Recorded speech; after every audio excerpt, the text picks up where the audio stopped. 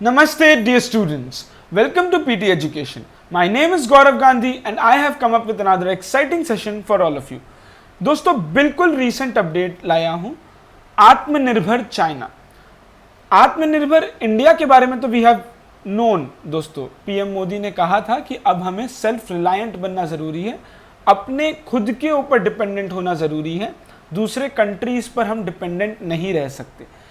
तो अब लेकिन ये आत्मनिर्भर चाइना क्या है? चाइना में also be doing the same thing. China अभी तक तो ग्लोबल एक्सपोर्ट्स में बहुत आगे है और वो दूसरों पे डिपेंडेंट भी है अपने सामानों को बेचने के लिए, एक्सपोर्ट हब बनने के लिए। लेकिन धीरे धीरे किस तरीके से चाइना भी इनवर्ड फोकस कर रहा है, इसके बारे में हम बात करेंगे दोस्तों। बहुत एक्सपर्ट्स अभी कह रहे हैं इसके बारे में कि कैसे चाइना भी इस तरीके से कर रहा है। दोस्तों ये पूरा उल्टा हो रहा है। जो ग्लोबलाइजेशन में था कि everything is open and any country can sell and buy from any country, वहाँ से ये डी ग्लोबलाइजेशन की तरफ बढ़ रहा है। तो इसी के बारे में हम पढ़ेंगे और समझने की कोशिश करते हैं कि किस तरीके से आत्मनिर्भर चाइना हो रहा है and how is it becoming more self reliant. ये बहुत इंपॉर्टेंट होगा दोस्तों एग्जाम पर्सपेक्टिव के लिए भी, जीडीज के लिए, इंटरव्यूज़ के लिए। So please hit the like button and we get motivated enough कि हम आपके लिए और ऐसे रीसेंट डेवलपमेंट्स लेकर आए। चलिए दोस्तों शुरू करते हैं। ग्लोबल पैंडेमिक के वजह से और ज़्यादा ऐसा हो गया है कि एक ऐसा ट्रेंड दिखने मिल रहा है जहाँ countries are moving away from globalization and looking inwards. In India also we have announced आत्मनिर्भर भारत, जो हमें पता है, to signal a renewed stress on self-reliance and not dependency on other countries and indigenous production। खुद produce करे, खुद करे और खुद करे। तो दोस्तों ऐसा हुआ कि former foreign secretary, a very respected figure, Shyam Saran ji ने कहा कि China too appears to have adopted its own brand of atmanirbhar economic strategy. जो हम सिर्फ इंडिया के लिए कह रहे थे वो चाइना के लिए भी वैलिड है। आप देखिए डुअल सर्कुलेशन स्ट्रैटेजी लेकर आया गया है। अब ये डुअल सर्कुलेशन स्ट्रैटेजी क्या है चाइना का? वो ये है कि taking the domestic market as mainstay, ज़्यादा फोकस डोमेस्टिक मार्केट पे करना है, while letting domestic and foreign markets boost each other. वो ठीक है, लेकिन focusing on domestic market as the mainstay, अपने खुद के सामान को खुद के कंट्री में बेचना है। Though first this term was used by CCP politburo, जहाँ पर 14 मई को ये डिस्क्राइब किया गया था as a policy that would fully bring out the advantage of its super large market scale, जो चाइना का है और इंडिया का भी है, and the potential of domestic demand. क्योंकि डोमेस्टिक डिमांड का पोटेंशियल शायद इतना ज़्यादा है जो ना, आप समझिए रिलायंस के मुकेश अंबानी भी ये कहते हैं कि मुझे दूसरे कंट्री जाने का कोई ज़रूरत नहीं है, क्योंकि हमारे डोमेस्टिक मार्केट का ही इतना पोटेंशियल है डिमांड का कि अगर हम उसे ही केटर कर दे तो वही बहुत बड़ा बात हो जाएगा। तो वैसे ही चाइना में भी डोमेस्टिक डिमांड को अगर केटर कर दे तो बहुत बड़ा बात हो जाएगा। To establish a new development pattern featuring domestic and international dual circulations that complement each other. तो ये है डुअल सर्कुलेशन, एक है डोमेस्टिक के लिए और एक है डोमेस्टिक और फॉरेन के लिए। मतलब तो क्या हुआ, ग्लोबलाइजेशन जब से हुआ और तब से लेकर पैंडेमिक आया, यहां से यहां तक में पूरा चक्री क्या घूमा है दोस्तों, देखते हैं। दोस्तों ग्लोबलाइजेशन जब हुआ था तो ये कहा गया था कि कंट्रीज के लिए बहुत अच्छा हो जाएगा, कंपैरेटिव एडवांटेज थ्योरी के बारे में बात किया गया था, एंड ये कहा गया था कि चाइना जो अपने मार्केट्स को बंद रखता है, अगर वो ग्लोबलाइजेशन में उतर जाएगा तो उसे अपने मार्केट्स को खोलना पड़ेगा, जो चाइना के लिए अच्छा नहीं होगा। तो इस तरीके से बोला गया था। लेकिन दोस्तों पूरा उल्टा हो गया। हम चाह रहे थे, यूएस चाह रहा था WTO में चाइना को लाने के लिए 2001 एंड 2 में, वो बिल्कुल उल्टा हो गया। यूएस चाह रहा था कि चाइना आए और उसकी वजह से वो अपना मार्केट्स खोले और चाइना को प्रॉब्लम आएगा उस वजह से, और दूसरे कंट्रीज डेवलप कर पाएंगे क्योंकि वो वहाँ सेल कर पाएंगे। दोस्तों बिल्कुल इसका उल्टा हो गया। वो ये हुआ कि चाइना ने तो अपना मार्केट्स को खोला नहीं, ऑन द कॉन्ट्ररी चाइना ने दूसरों का सारा मार्केट्स ले लिया and it became a export hub. तो उसी के बारे में बात करते हैं कि चाइना सबसे बड़ा बेनिफिशियरी रहा है ग्लोबलाइजेशन का, which began accelerating in the 1990s early. This phase of relatively free movement of capital and technology and goods and services enabled China to transform to become a low cost manufacturing hub, जैसा हम जानते हैं. So it became an export powerhouse, leveraging its access to the large consuming markets of US, Europe, Japan. सब economies उनके लिए खुल गया, China के लिए. So thanks to its brand of state capitalism and managed markets, कि सब लोग चाहते थे कि चाइना अंदर आए ग्लोबलाइजेशन में, लेकिन हुआ ये कि उन्होंने अपने स्टेट कैपिटलिज्म की वजह से, गवर्नमेंट से सब चलता है दोस्तों, हमें तो पता ही है, एंड उसके वजह से वो मार्केट्स को मैनेज कर कर उन्हें ग्लोबल फाइनेंशियल क्राइसिस में भी कुछ इम्पैक्ट नहीं हुआ ज़्यादा, जबकि western countries faced prolong disruption and stagnation. Even India faced a lot of disruption, लेकिन चाइना के साथ ऐसा हुआ नहीं, क्योंकि गवर्नमेंट बीच में आ जाता है हमेशा और हेल्प कर देता है उसके कंपनीज को.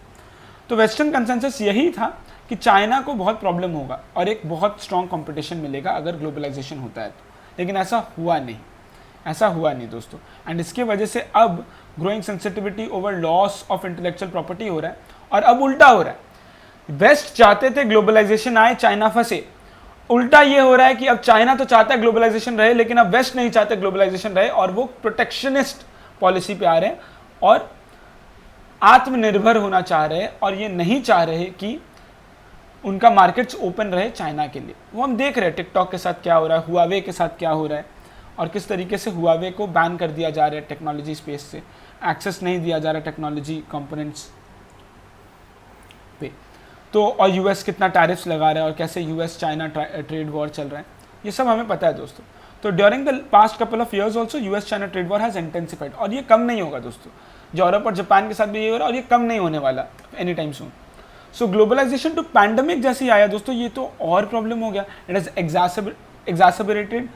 exacerbated the trends.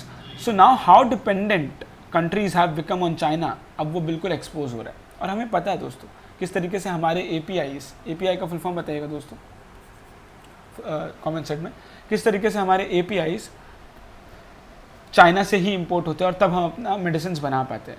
तो अब बात ये हो रहा है कि शायद ग्लोबलाइजेशन स्टॉल हो जाए, रुक जाए, if not putting in reverse direction. So domestic consumption, आप खाली ये देखिए दोस्तों किस तरीके से China is focusing more inwards. Consumption, जो डोमेस्टिक कंजम्पशन है वो 56% ऑफ GDP आज हो गया, जबकि वो 35% था 10 साल पहले. तो डोमेस्टिक कंजम्पशन किस तरीके से बढ़ाया जा रहा है और वो GDP में काउंट हो रहा है, इसका मतलब वो चाइना खुद कर रहा है. 56% ऑफ GDP हो चुका है, which is very huge.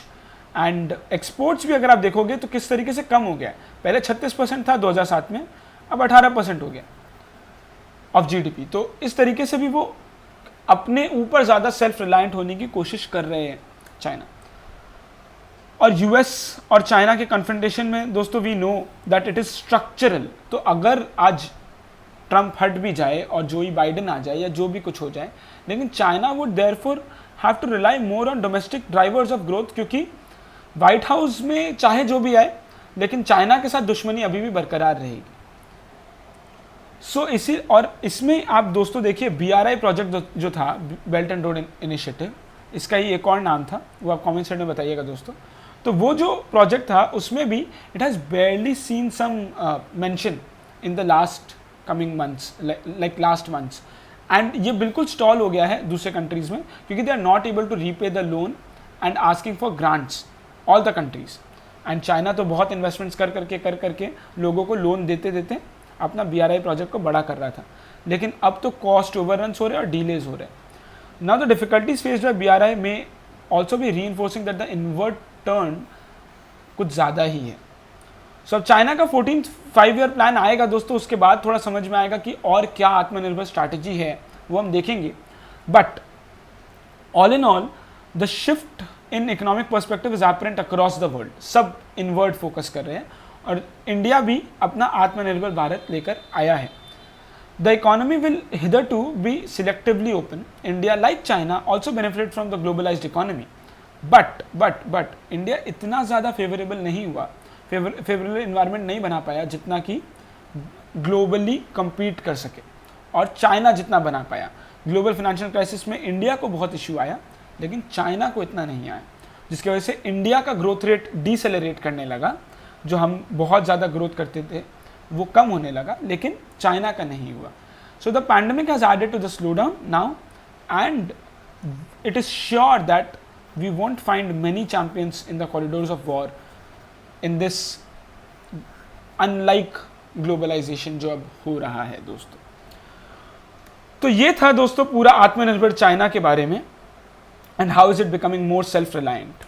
I have 2 questions for all of you दोस्तों. पहला क्वेश्चन ये है कि आप इस पिक्चर में ये 5 लीडर्स का नाम आप कमेंट सेक्शन में बताइए कि ये कौन है और इनका ईयर क्या था, और अगर आप कंट्रीब्यूशन बता सकते हैं तो 1 लाइनर कंट्रीब्यूशन जरूर बताइएगा. चाइना के सारे लीडर्स हैं 1949 के बाद से. And second question is what is globalization, slowbalization and deglobalization. Very important terms दोस्तों, very important for exam purposes also, कि स्लोबलाइजेशन क्या होता है. ये एक नया बहुत अच्छा कॉन्सेप्ट आया था, और ये तीनों के बारे में आप बताइएगा कॉमेंट सेक्शन में. And please please please do like the video and comment on all the questions that has been asked. Thank you so much. This is it from my side. These are some useful PT resources from the PT family. Make full use of them. All the very best. Namaste. Jai Hind.